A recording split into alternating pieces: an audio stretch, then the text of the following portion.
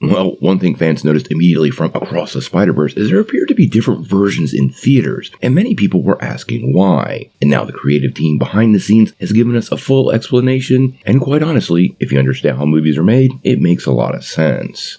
Well, shortly after Across the Spider-Verse jumped into theaters, many fans started noticing that the versions they were watching during repeat viewings seemed to differ from the one on opening weekend. Now, it's no secret within the industry that an updated cut of the movie featuring improved audio was sent out to theaters because in many places there were audio issues.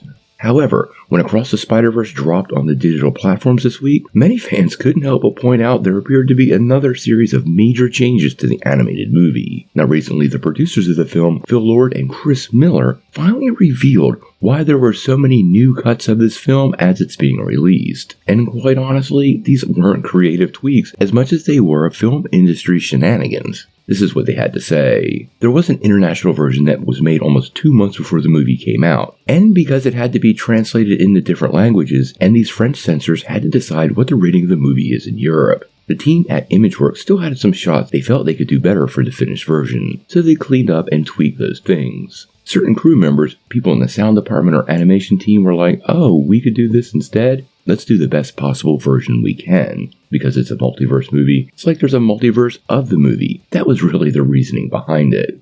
Well, it sounds like to me that, quite honestly, this film was right up to the wire making changes and trying to get it into theaters on time. This is something we've heard quite a bit about the production of the film, and given the fact that Beyond the Spider-Verse is definitely delayed, I'm not really surprised that Across the Spider-Verse had so much behind-the-scenes activity leading into its release. Now, these changes, while noticeable, really do nothing dramatically to alter the tone or feel of the movie. There really aren't missing scenes or extras that we were denied in the process. This just seems like they were shining the film and making minor tweaks and improvements either to the sound, the video, or even getting it through the rating process. So as fans, I don't think we need to launch any new hashtags in order to get to see the full version of the film. Like I said, it does speak to the production process, and it might be indicative to why Beyond the Spider-Verse is being delayed. So if that happens to the third film, well, we're gonna have to wait and see.